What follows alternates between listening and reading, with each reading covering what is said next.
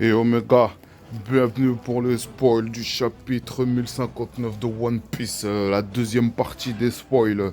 Alors, comme on vous dit, le titre, c'est l'affaire du capitaine Kobe.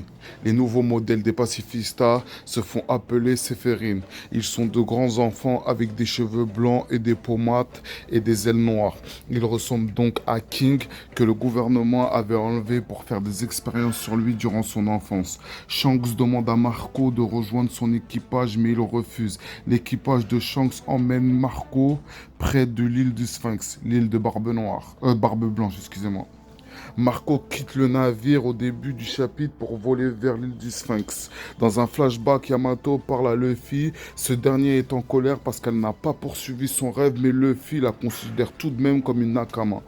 Zoro dit qu'ils n'ont pas besoin d'elle à Wano car Momonosuke et les autres suffisent pour défendre l'île. Barbe Noire attaque Amazon Lily pendant l'invasion de la marine. Il veut le pouvoir de Hancock. Sa nouvelle prime est de 3,96 milliards de berries.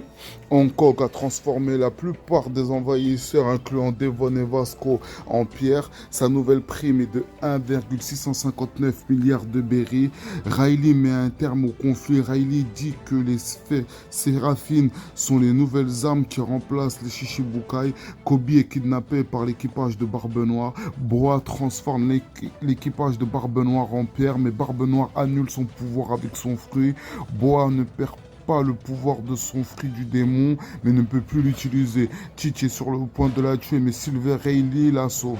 À la fin du chapitre, il semblerait qu'on voit sur quelle île les Mugiwara se rendent. Voici les spoils complets avant le résumé du chapitre 1059. Si vous avez aimé, partagez, cliquez et abonnez-vous. Ciao mes Nakama.